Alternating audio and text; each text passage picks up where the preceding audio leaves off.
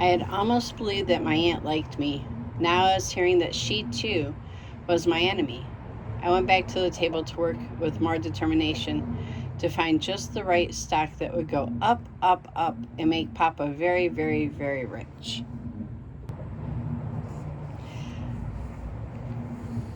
I tied my little birthstone ring to the string, figuring I could do the same thing as Mrs. Alismore and predict which stock would be a winner.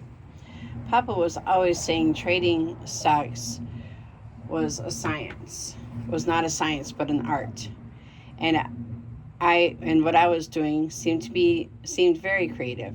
I fastened my pin to the ring with a bit of thread to use it for a pointer. I touched it twice. It touched down on the same stock. I tried to force it to touch a third time.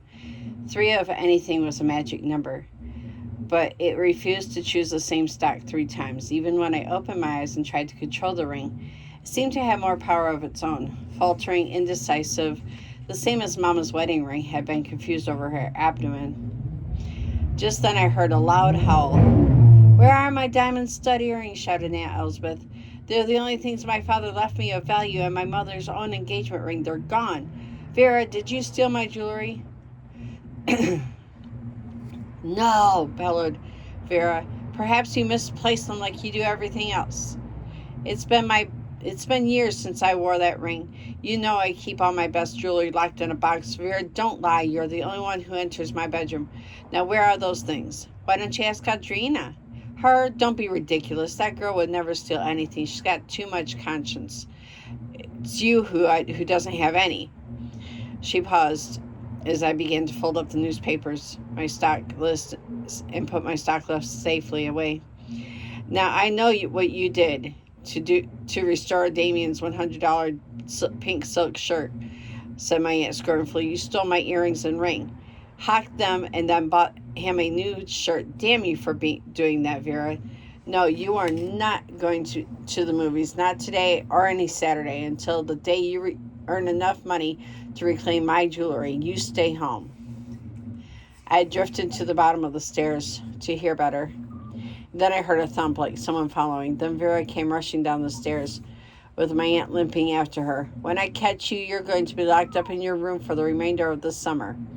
Vera came flying in her best dress and new white shoes. I stood in her way. Brutally, she shoved me aside and reached for the front door before my aunt could go down the back of the stairs. "Audrina, you could tell that beast of a woman that I hate her as much as I hate you, your mother, and your father, and this house. And I'm going to the village, and when I get there, I'm going to sell my body on the streets. I'm going to stand before Papa's barbershop and yell, 'Get your white fern daughter.'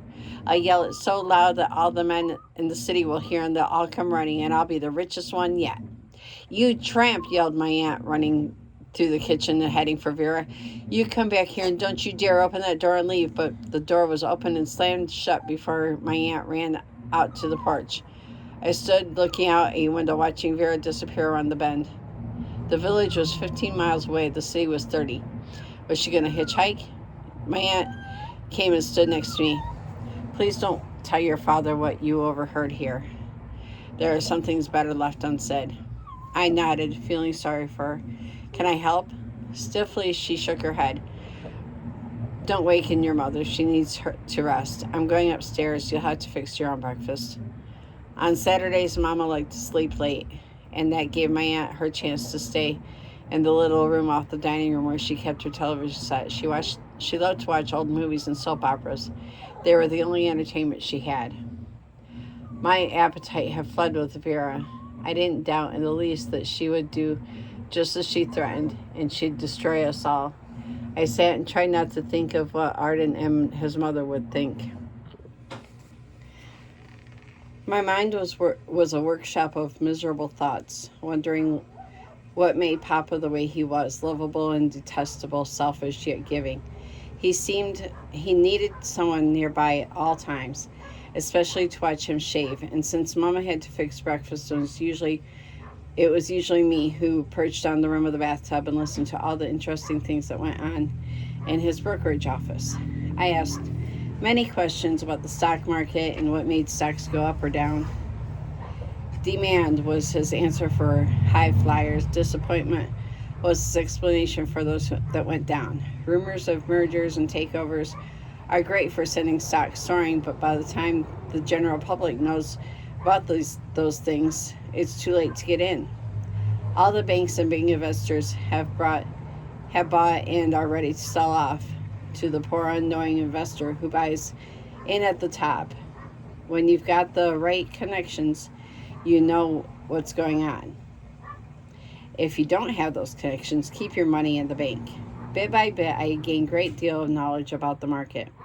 It was Papa's way of teaching me, too, about arithmetic. I didn't think about money in cents, but in eighths of points. I knew that about triple tops that were sure to slide and double bottoms that should take off. He showed me charts and how to read them, despite Mama ridiculing him about my being too young to understand. Nonsense, a young brain is a quick brain. She understands much more than you do. Oh yes, in some ways I loved my father very much, for if he couldn't restore my memory, he did give me hopes for my future. Someday he was going to his own brokerage firm, and I'd be his manager. With your gifts, we can't miss, was the way he put it. Can't you see it now, Audrina, DJ Adair, and company? Once again, I went back to the most active lists and my string and ring trick, and again my pen pointer touched down twice on the same stock. Happiness swelled in my heart. I hadn't left it to Providence. Papa was going to make money when I gave him this dream, and if the stock I'd chosen did go up, as by now I was fully expecting it would, then never again would I have to sit in the first and best Audrina's rocking chair. I'd have her gift, or one even better. I knew Papa. It was money Papa wanted and money he needed. And money truly was the one thing he didn't have enough of.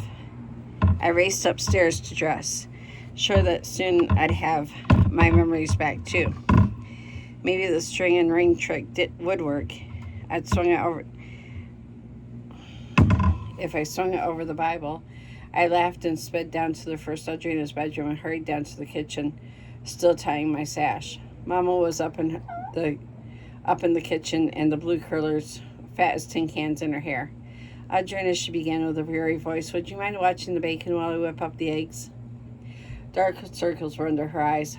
I tossed and turned all night. This baby is unusually restless. Just as I fell asleep toward dawn, your father's alarm went off, and he was up and talking 10 miles a minute, trying to tell me not to worry about what the old woman said. He thinks I'm depressed, not tired.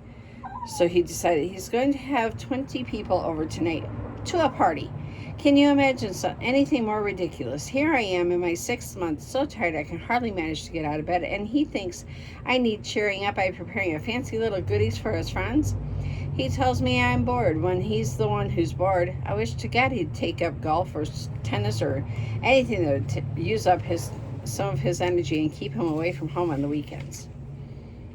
How now I understood perfectly. Somehow the sixth sense Papa possessed had told him that today I had the gift that had to be the real reason he wanted to celebrate. 100 or more times he told me he'd celebrate a party the day my gift came to light.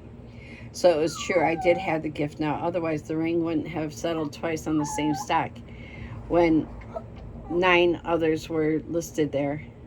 I felt so good I wanted to shout. Where's Elspeth and Vera? Asked Mama. I couldn't tell her about the argument that had Vera and what Vera had threatened to do. Mama's maiden name was her most cherished possession. And if someone had picked Vera up at this very moment, she could be in the village shouting to all of our secrets. To think Vera was to think of reality, and soon my confidence in my gift began to wane. All my life, or so it seemed, Papa had dumped all kinds of junk into my head about the supernatural, which he believed in and Mama didn't. I was convinced that what he told me was true when I was with him, and convinced that it wasn't true the moment he left the house. Where's Elspeth? Mama asked. She tripped and fell, Mama. Cursed, Mama, murmured Mama, reaching the pot and turning over the bacon. A house of idiots determined to make you and me idiots too, Audrina. I don't want you to sit in that rocking chair anymore. The only gift your older dead sister had was an extremely amount of love and respect for her father, and that's what he misses. She believed every word he said, every one of his crackpot notions she took seriously. Think for yourself, don't let him rule you. Just stay out of the woods. Take that warning very seriously. But Mama, I said uncomfortably, Arden Lowe lives in the gardener's cottage in the woods. He's my only friend. I'd want to die if I couldn't see him often. I know it's lonely for you without friends of your own. But when the baby comes, you'll have a friend, and you can invite Arden over here. And we'll invite his mother to tea, and we won't let Aunt Mercy Marie sit on the piano. I ran to hug her, feeling so happy I could burst. You like him a lot, don't you? Oh, yes, Mama. He never tells lies. He never breaks a promise, and he isn't so fussy. He's afraid to get his hands dirty. Like Papa. We talk about real things, not like things Papa talks about so often. He once told me that he read somewhere that a coward dies many deaths. He says that once he was so petrified he acted like a coward, and it was never he would never forgive himself. Mama, he looks so troubled when he says that. Pity filled her beautiful eyes. Tell Arden that sometimes it's better to run away and live another day, for there is such a thing as odds too great. I wanted to ask what she meant, but she had everything ready now to put on the table, and Papa wasn't home. My aunt was upstairs, and Vera, Lord only knew where Vera was what Vera was doing at this moment. Set the table, darling. Stop looking worried. I think Arden is a very noble sounding name, and he's living up to his name the best he can. Just try to love your father as much as his first daughter did, and you'll stop forcing in that chair. Mama, when he comes home, I'm going to tell him to cancel the party. You can't do that, she said dully. He's driven into town to pick up party food and fresh flowers. As soon as his business meeting is over, he'll be rushing back here. You see, your father never had parties when he was a boy. Now he uses any excuse to make up for that lack. Men stay children at heart, Audrina. Remember that. No matter how old they become, they manage to keep some boy inside them. Always wanting what they wanted, then not realizing that when they were boys, they wanted to be manly instead of boyish. It's strange, isn't it? When I was a girl, I'd wished we'd never have parties. For when we did have them, I wasn't invited, and I had to stay upstairs dying to come down. I had to hide and watch and feel so unwanted. It wasn't until I was 16 that I danced in my own house. Where did you dance? We'd roll up rugs and dance in the Roman revival room or the back parlor. Other times I'd steal out the window to meet my boyfriend who'd driven me to a dance. My mother would leave out the back door unlocked so I could sneak back in, and my father would never know. She'd come to my room when she heard me return and sit on my bed so I could tell her everything.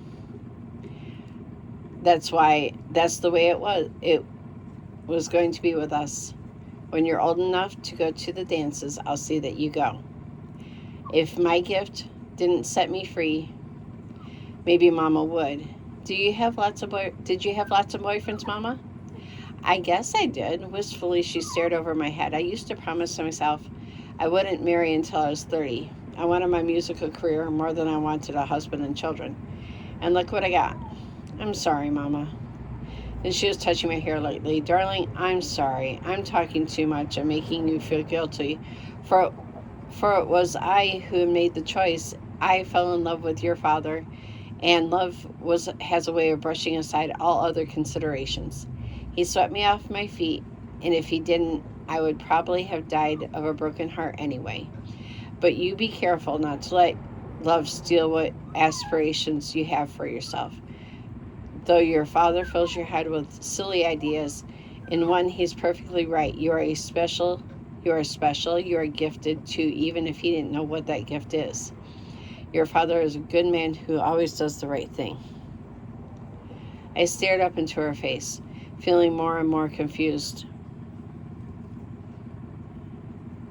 First, she said Papa gave me idiotic notions, and then she told me his craziest one about my being special was true. Moments later, Papa came home with sacks of groceries and florist flowers. Vera came struggling after him. She looked dirty, her hair was a mess, and she'd been crying. Mama, she sobbed, running to my mother and making me feel mean again because she was trying to claim not only my father, but also my mother. Papa pulled me into his car by my hair, and look what he did to my hair. And I just said it last night. Don't come for her, Lucky, shouted Papa when he saw my mama's arms grow protectively about Vera. He grabbed hold of Vera and shoved her into the kitchen chair so forcefully that she began to wail. That smart mouth was stumbling along the highway when I saw her. When I stopped and ordered her into the car, she told me she was going to become a whore and shame us all. Elspeth, if you don't know how to tame your daughter, then I'll use my own method. I hadn't even noticed the man had slipped into the kitchen wearing one of her plaid cotton house dresses that seemed so cheap and ordinary compared to the pretty clothes my mother wore. Vera, go upstairs and stay there till I tell you to come down again, barked Papa. And no meals until you can apologize to us all. You should be grateful you have a place to go at all in this household. I'll go, but I'll never be grateful. Vera picked herself up and trudged out of the kitchen. And I'll come downstairs when I'm good and ready. Papa rushed forward. Mama, don't let him whip her, I cried. She'll only do something to hurt herself if he does. Vera always caused her own accidents soon after she enraged Papa so much he had to punish her. My mother sighed and looked more fatigued. Yes, I guess you're right, Damien. Let her go. She's been punished enough. Why didn't my aunt speak up to defend her own daughter? Sometimes it seems like Vera, as much as sometimes it seemed she disliked Vera as much as Papa did. And then I filled with guilt. At times, I too absolutely hated Vera. The only time I liked her was when I pitied her. Upstairs, Vera was screaming at the top of her lungs. Nobody loves me, nobody cares, and don't you dare hit me again, Damien Ardare. If you do, I'll tell. You know who I'll tell, and you'll be sorry you will be. In a flash, Papa was up out of his chair, flying up the stairs, and that stupid Vera kept right on screaming until he threw open her door, and then there was a thud. Next came the loudest, longest howl I'd heard her make yet, and her lifetime had a long record of howls and screams. My blood chilled. Another thump, and then total silence. All three of us left in the kitchen, stared at the ceiling, which was the floor of Vera's room. What had Papa done to Vera? A few minutes later, Papa came back in the kitchen. What did you do to Vera, Mama asked sharply, her eyes hard as she glared at him. She's only a child, Damien. You didn't have to be so harsh with a child. I didn't do a damn thing, he roared. I opened the door of her room. She backed off, tripped over a chair, started howling. She got up and started to run to hide in the closet where she put that lock on the inside, and darn it, she didn't trip and fall again. I left her on the floor crying. You better go up, Ellie. She may have another broken bone. Disbelievingly, I stared at Papa. If I had fallen, he'd have run to help me up. He'd have kissed me, held me, and said 100 loving things. And yet he did nothing for Vera, but walk away. And only yesterday he'd been so nice to her. I looked at my aunt, almost holding my breath, wondering what she would do if Papa was being so heartless. After breakfast, I'll go up, answered my aunt as she sat down. Another broken bone would spoil my appetite. Mama rose to go upstairs to see Vera. Don't you dare, ordered Papa. You look tired enough to faint. I want you well rested and pretty for the party tonight. Shaken again, I got up and started for the stairs. Papa ordered me back, but I continued on, taking the steps 3 at a time. I'm coming, Vera, I called. Vera wasn't in her room, laying on the floor with broken bones I thought she'd be. I ran about, wondering where she could be. Then, to my utter amazement, I heard her singing the first Audrina's bedroom. Only a bedroom, only a playroom, safe in my home. Got no tears, no fears, nowhere else to roam. 'Cause my papa wants me always to stay home. Safe in my playroom, safe in my home. I thought I'd heard such a pitiful tune, the sad way she sang it, as if she'd sell her soul to the devil to be me. and be forced to sit in the chair I despised.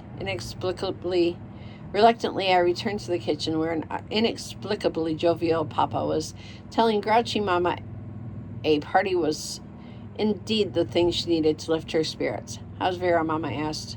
Told her Vera was using the rocking chair and must have stolen the key from Papa's keyring. "Didn't I tell you?" said Papa. "Lucky, as soon as Audrina finishes her brunch, the two of us are taking a stroll down to the river." He stood, and it seemed he deliberately tossed his linen napkin so it fell into his half-full coffee cup. Mama plucked his napkin from the cup and gave him an expressive, "You have again proved yourself a slob" stare. But she didn't dare reprimand him. It wouldn't do any good. Papa did as he wanted, and always would. He led me by the hand back to our back lawn, which gradually descended to the river. Its sparkling ripples made the day seem wondrously fine. He smiled at me and said, "Tomorrow's your 9th birthday, darling." "Papa," I cried, staring at him, "how can tomorrow be my 9th birthday when I'm only 7 today?" Momentarily, he seemed a loss for words. As always, when he lacked ready explanations, he caressed my hair, then lightly rubbed his curled fingers over my cheeks. "My sweet, haven't I told you many times that's why we don't send you to school? You're one of those rare individuals who has no sense of time at all." He spoke precisely, looking directly into my eyes as to engrave his information. "We don't celebrate birthdays in our house because somehow it confuses your own special calendar. 2 years ago, or 1 day short, you were 7 years old."